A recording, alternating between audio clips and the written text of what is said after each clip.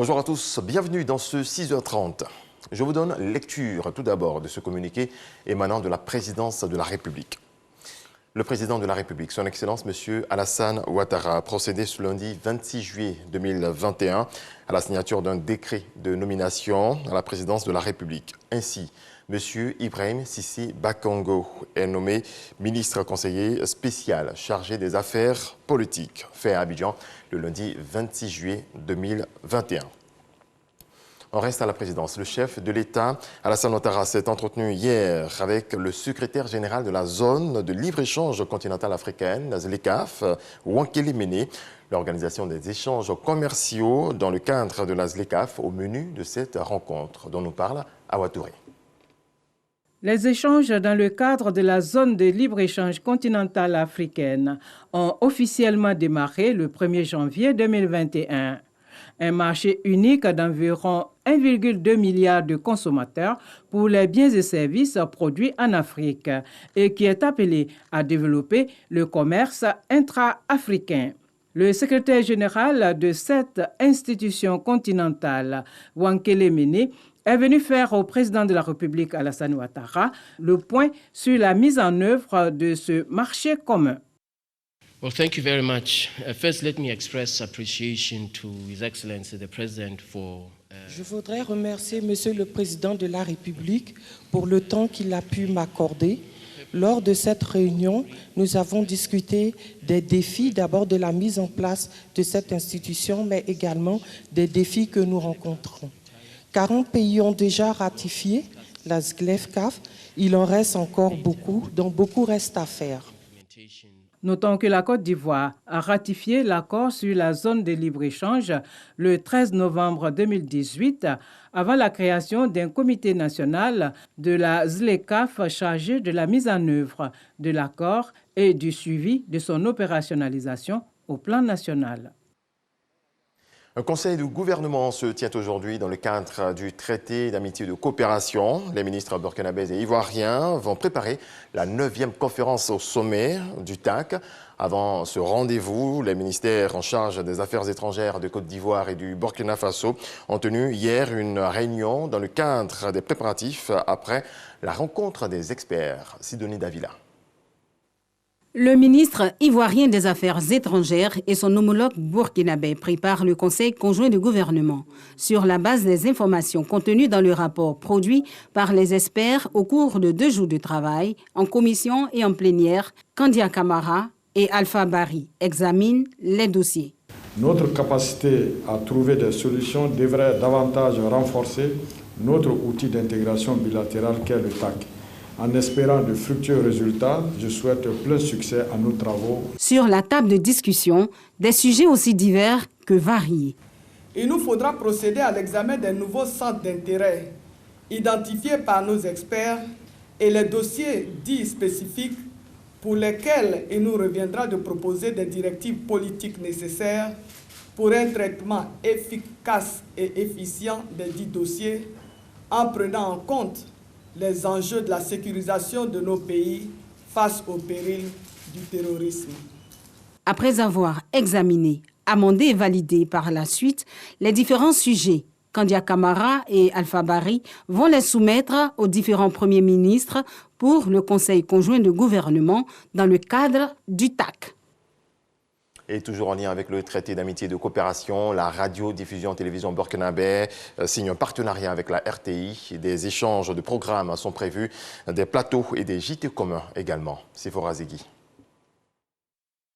Depuis le 25 juillet, une délégation de la radio-diffusion-télévision burkinabé séjourne en Côte d'Ivoire dans le cadre du 9e traité d'amitié et de coopération TAC. À l'invitation de la radio-diffusion-télévision ivoirienne, cette équipe conduite par le directeur général Pascal Thiombiano est venue s'imprégner de l'organisation de la RTI. Très impressionné également par ce que nous avons vu.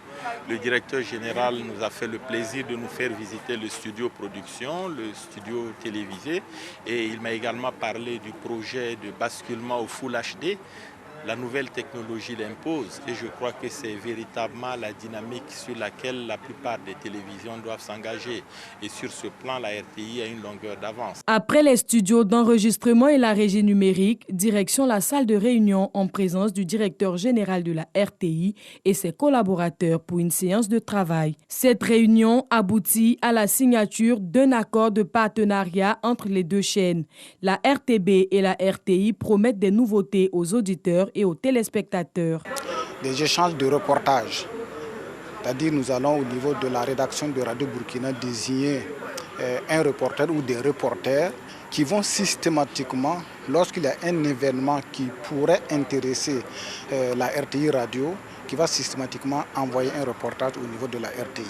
Au niveau des programmes, nous avons échangé notre grille, les grands actes de nos grilles de programmes pour essayer de voir ce qui pourrait intéresser la RTI dans nos programmes d'émission. Dans le cadre de ce 9e TAC avec la RTB, nous proposons des conférences de rédaction communes et puis un grand journal commun. Nous proposons plusieurs dossiers sur la vie des Burkinabés en Côte d'Ivoire, sur la vie des Ivoiriens au Burkina Faso, des exemples d'intégration réussie. Et les choses se déroulent normalement. Cette année, vraiment, l'innovation, c'est de faire tout en commun. La signature de ce partenariat entre les télévisions sœurs vient renforcer les liens à travers des actes plus concrets, selon les deux directeurs. Nous sommes un pays de grande tradition cinématographique. Vous avez le FESPACO. Nous avons une expérience avérée en matière de production audiovisuelle, notamment en matière de séries. Et je voudrais dire qu'il y a un partage d'expérience qui est tout à fait possible entre nos deux entités. Du côté ivoirien, effectivement, nous avons signé pour l'acquisition également de programmes télé. Et c'est ce brassage-là qui permettra de mieux faire connaître nos deux peuples de part et d'autre de la frontière. Nous avons beaucoup de projets sur lesquels nous travaillons, mais on a commencé d'abord par les acquisitions de programmes. Pourquoi aller chercher ailleurs et à des prix exorbitants ce que nous pouvons trouver sur place l'un chez l'autre pour agrémenter la grille et les programmes. Donc nous travaillons d'arrache-pied sur ce volet et également nous allons renforcer notre coopération en matière de production et de coproduction. Déjà nous bénéficions lors des missions dans l'un et l'autre des pays des équipements et du personnel sur place, ce qui nous fait des économies importantes. Et donc je dirais que l'horizon s'annonce davantage fructueux pour nos deux entités et la volonté est là, le cadre également, le TAC, et je crois que la RTB et la RTI vont être, j'allais dire, des acteurs clés de la coopération entre nos deux pays. Les jours à venir, les téléspectateurs et auditeurs burkinabés et ivoiriens verront l'apparition de nouveaux programmes sur les antennes de la RTB et de la RTI. Pour rappel, en 2019, les deux maisons de télévision ont signé plusieurs partenariats de collaboration. Alassane Ouattara et Laurent Gbagbo vont se voir et se parler aujourd'hui. Le chef de l'État et son prédécesseur, le chef de l'État reçoit son prédécesseur aujourd'hui au palais présidentiel. La rencontre au centre de cette, la réconciliation au centre de cette rencontre, tant attendue par les Ivoiriens. Alexis Ouedraogo nous en parle. L'annonce a été faite mercredi dernier au sorti du Conseil des ministres. Le président Ouattara recevra donc M. Gbagbo Laurent le 27 au palais de la présidence ici. À quelques heures de cette rencontre, les Ivoiriens se prononcent. Cette rencontre-là est bien placée pour qu'on puisse fermer sur tout ce qui s'est passé et puis aller de l'avant. Nous espérons vraiment que cette rencontre va permettre une réconciliation nationale. Ça va essayer d'apaiser un peu les tendances de part et d'autre. Avec trop de mésententes entre nous, mais maintenant, je pense que ça va aller. Les rencontres, va faire que les gens vont se calmer un peu. Ça va apaiser un peu le cœur. Paix et réconciliation, les deux mots sont sur toutes les lèvres et sur la scène politique aussi. Nous souhaitons que demain soit un grand jour.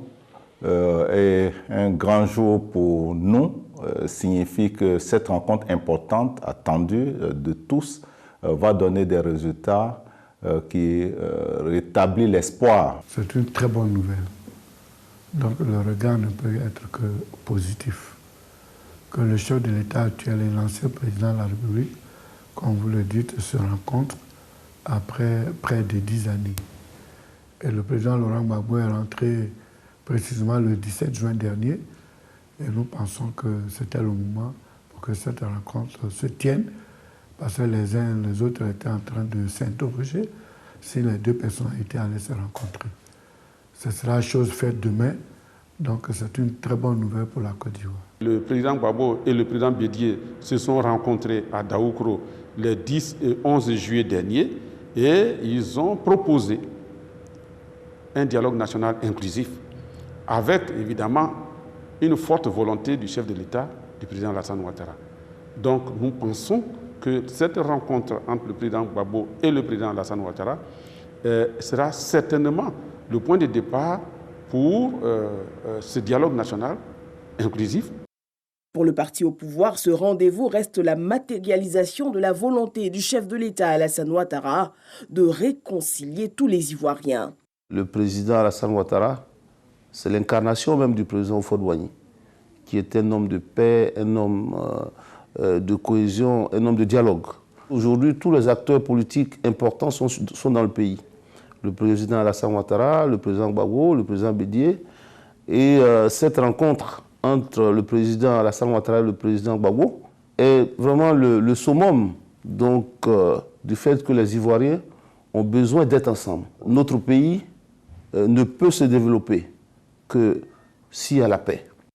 Une vision que partage Pascal Afine-Guessant, élevé le week-end dernier au rang d'ambassadeur pour la paix par une ONG, lui souhaite que les trois leaders s'engagent résolument pour la paix. Ils ont aujourd'hui une responsabilité particulière dans ce défi, par la puissance d'incarnation de chacun d'eux. Leur responsabilité est essentielle dans la construction de la paix. Je les appelle à pardonner pour se réconcilier. La réconciliation pour la ministre Anne-Désirée Ouloto est un long processus que ce rendez-vous devrait certainement booster. Depuis 2011, le président Ouattara prône la réconciliation. Il a mis en place des instruments pour soutenir sa volonté. Le 27 juillet, comme les Ivoiriens le disent, quelque chose va se passer. Oui, quelque chose d'important se passera parce que deux frères vont se rencontrer, parce que le président Ouattara, en tant que bon père de famille, donc, crée le cadre de rencontre, de concertation, de proximité avec tous les Ivoiriens. Ce rendez-vous du 27 doit être vrai, il doit être sincère et il doit s'inscrire dans des principes pour une réconciliation durable. Une chose reste certaine, le regard des Ivoiriens et des caméras de la presse nationale et internationale seront braqués sur le palais présidentiel ce mardi. C'est une première médaille pour la Côte d'Ivoire aux Jeux Olympiques. Du bronze pour Ruth Gbagbi. Hier, la taekwondoïste, déjà médaillée en 2016 aux Jeux de Rio, a récidivé, cette fois à Tokyo, et toujours avec le même métal. Elle a battu la Brésilienne Milena Titonelli dans la finale pour le bronze. Arsène Kouassi et Soujean.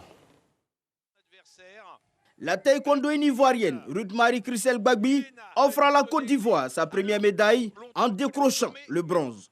À l'issue des combats de classement dans la catégorie des moins de 67 kg, Ruth Gbagbi gagne au score face à la Brésilienne Milena Titonelli. L'Ivoirienne de 27 ans conserve ainsi son titre de médaillée de bronze olympique pour la deuxième édition consécutive. Déception en revanche pour Cissé Cheikh Salah Junior. Le champion olympique des moins de 80 kg a été éliminé dès sa première sortie en huitième de finale de sa catégorie. Avant lui, ce sont 4 autres athlètes ivoiriens qui ont été sortis de la course aux médailles. La Côte d'Ivoire totalise donc à ce jour une médaille de bronze depuis l'ouverture des Jeux. En attendant l'entrée en scène de 2 autres taekwondoïnes, Traoré Aminata Charlène et Gbane Seydou. En athlétisme, Talou Marie-Josée, Muriel Aouré et Cissé Gueye Arthur sont très attendus. À ces 3 sprinteurs s'ajoute l'équipe de football ivoirienne, encore en lice pour les Jeux Olympiques de Tokyo 2021. Et dans le reste de l'actualité, au Mali, les autorités ont annoncé dimanche la mort d'Alassane Touré, l'homme accusé d'avoir tenté d'assassiner le président de la transition. Une nouvelle qui laisse de nombreuses questions en suspens, alors que la Commission nationale des droits de l'homme réclame une enquête. Une enquête aux États-Unis, celle de la Commission de la Chambre des représentants sur l'attaque du Capitole, commence ses auditions ce mardi. Une commission qui a provoqué de vives divisions entre démocrates et républicains. Voilà, ainsi s'achève cette édition. Merci de nous avoir suivis. Très belle journée à vous.